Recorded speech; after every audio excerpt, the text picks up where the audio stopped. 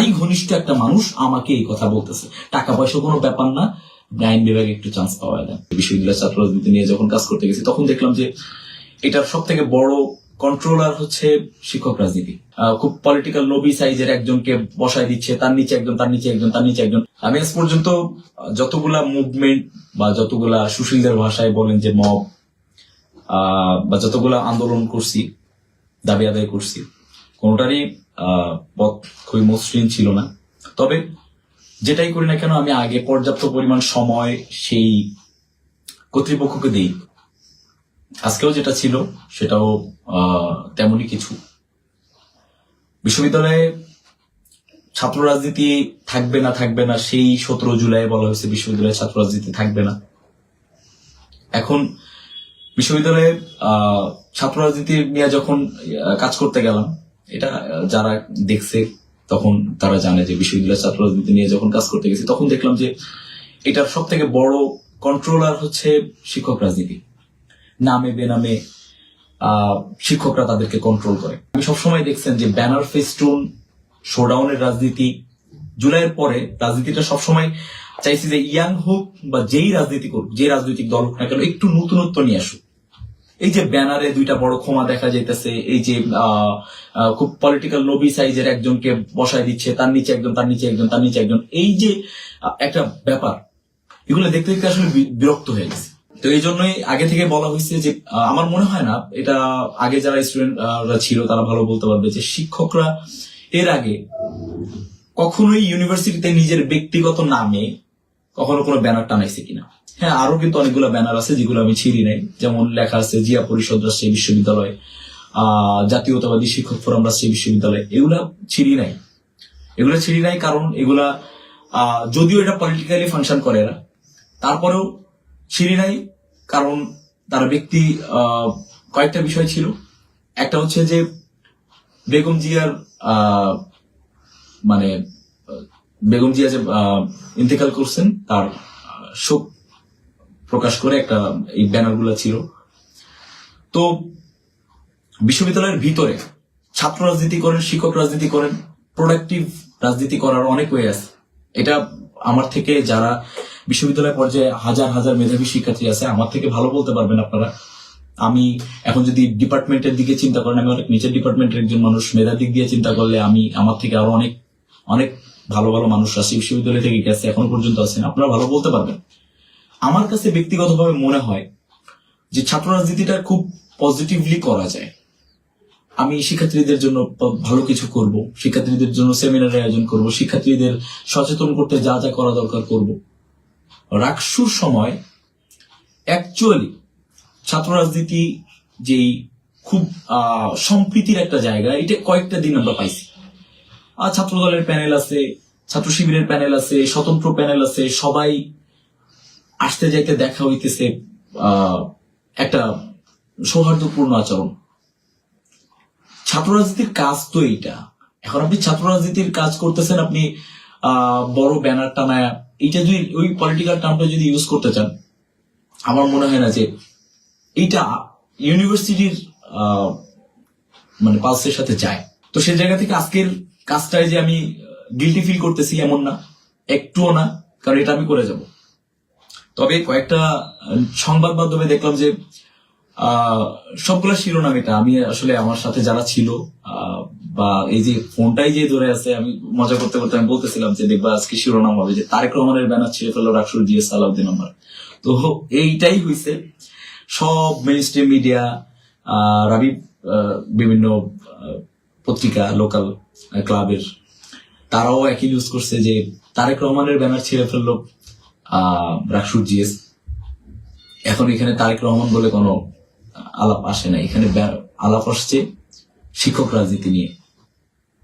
এবং এই শিক্ষক নিয়ে আমি আপনাদের ভয়াবহ আরো একটা তথ্য দিই, এটা অভিযোগ না, এটা আমার সাথে যারা আছে তারা সবাই জানে, আমি তাদের সবাইকে বলছি, আমার ফ্রেন্ডদেরকে বলছি।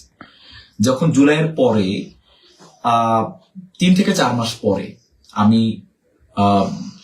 শহীদুল্লাহর সামনে আমি বসে চা খাচ্ছি, আমি শিক্ষকটার কথা একটু বলতেছি। 2টা পয়েন্ট বলি। প্রথম পয়েন্টটা হচ্ছে যার ব্যানারটা ছেড়া হয়েছে উনি জিয়া পরিষদ রাজশাহী বিশ্ববিদ্যালয়ের দায়িত্বে নাই, উনি হচ্ছে জিয়া পরিষদ রাজশাহী জেলার একজন নেতা। এখন রাজশাহী বিশ্ববিদ্যালয়ের মতো একটা জায়গায় আমি এমন বলতেছি না যে জিয়া পরিষদ রাজশাহী বিশ্ববিদ্যালয়ে থাকলেই তার ব্যানারটা আমি রাখতে দিতাম না, নো। আমি জাস্ট আরো দূরত্ব বোঝানোর জন্য বলতেছি যে জেলার একজন দায়িত্বে থাকা একজন মানুষ, তিনি তার পরিচয়, এবং সব থেকে লজ্জার ব্যাপার হচ্ছে আপনি একজন ইউনিভার্সিটির প্রফেসর। সেই ইউনিভার্সিটির প্রফেসরের পরিচয়টা কি আপনার তার থেকে মানে এই পদের ওই পদের থেকে আপনার কাছে লো মনে হয়? একটা ইউনিভার্সিটির প্রফেসর মানে কি? তার থেকে সম্মানিত ব্যক্তি আর আছে? সেই জায়গা থেকে আপনি সেই পরিচয়টা থেকেই আপনি তার থেকে বড় পরিচয় মনে করতেছেন যে আমি জিয়া পরিষদ দের দায়িত্বে আছি। এটা হচ্ছে সব থেকে লজ্জার ব্যাপার আর কি, যে আপনি ইউনিভার্সিটির প্রফেসরটাকে আপনি, আমার মনে হয় যে আপনার কাছে এটা কোনো মূল্য নেই। আপনাকে সেই ধর্ণা দিতে হবে। সেই জাহাঙ্গীরনগর বিশ্ববিদ্যালয়ের ভিসি, একজন ভিসি যিনি একটা দলের প্রধানের সাথে দেখা করার জন্য সেনাবাহিনী বা প্রশাসনের ধাক্কা খাইতেছে, এই ব্যাপারগুলা একজন শিক্ষার্থী হিসেবে যখন দেখবো যে সর্বোচ্চ জায়গার একজন প্রফেসর, একজন শিক্ষক, আমি এটা কেন করতেছি আজকে? আমার জন্য না, আপনাদের জন্য। একজন প্রফেসরের কত সম্মান। আগে যারা রিটায়ারমেন্টে গেছে, যে প্রফেসর গুলা যারা শুধুমাত্র শিক্ষাপন্থী ছিল, না আওয়ামী লীগ পন্থী, না বিএনপি পন্থী, না জামাতপন্থী, না ডানপন্থী, না বামপন্থী, শিক্ষাপন্থী ছিল, সে মানুষগুলোর সম্মান দেখেন না আজও পর্যন্ত। যখন আসে তাদের ছাত্ররা যখন দূর থেকে তাদেরকে দেখলে, এখন পর্যন্ত গাড়ি থেকে নেমে স্যার কেমন আছে, আপনার মনে হয় যে আপনারা যখন রিটায়ারমেন্টে যাবেন আপনাদের দেখে দূর থেকে কেউ সালাম দিবে? আমার মনে হয় না। কারণ এই যে দলীয় পরিচয়, আমার কেন শিক্ষক রাজনীতি নিয়ে আমার এত ক্ষোভ, এই শিক্ষক রাজনীতির রোষানলে পড়ে বিগত 17 বছরে শত শত শিক্ষার্থী তার শিক্ষা জীবন শেষ করতে পারেনি। সেটা হচ্ছে জুলাইয়ের 3 থেকে 4 মাস পর ওই যে রজবে বসে চা খাচ্ছি আমরা শহীদুল্লাহ কলাভবনের সামনে আমাদের ক্লাসে ব্রেক টাইমে, তো স্যারের সাথে একজন আসলেন, উনিও বিএনপি পন্থী একজন মানুষ, বাহিরের একজন মানুষ, এসে স্যারের সাথে বসে খোশ মেজাজে গল্প করতেছে। তো স্যার আমাকে ডাকলেন, আমি সম্মানিত শিক্ষক হিসেবে আমি সেখানে গেলাম, আমি সালাম বিনিময় করলাম স্যারের সাথে। আমি সর্বোচ্চ শ্রদ্ধা দিয়ে আমি বসলাম সেখানে। স্যার আমাকে বসতে বললেন, আমি বসলাম। বসার পরে সেই লোকটা যেটা বলছে সেটা আমি কেন, আপনারা হইলেও মনে হইতো যে এই দুইজনকে কি করি।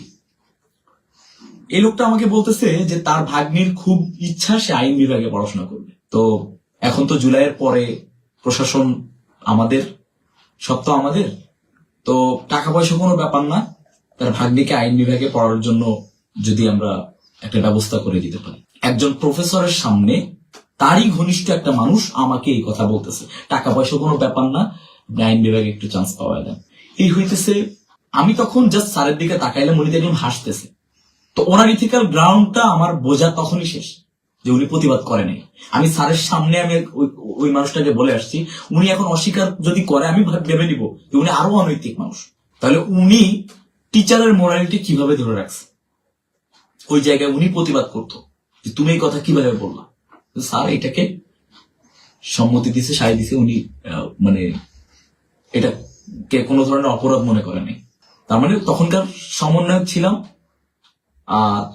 উনি এটাকে এস্টাবলিশ, ওনার হাসির মাধ্যমে এটা এস্টাবলিশ করে ফেললো যে হ্যাঁ আমার কাছে প্রশ্ন থাকে, আমি এটা প্রশ্ন ফাঁস করতে পারবো, ইনকাম করতে পারবো, ইনকাম করব, এটা ওনার ধারণা। সুশীল যারা কষ্ট পাইতেছেন তারা আরো কাঁদেন।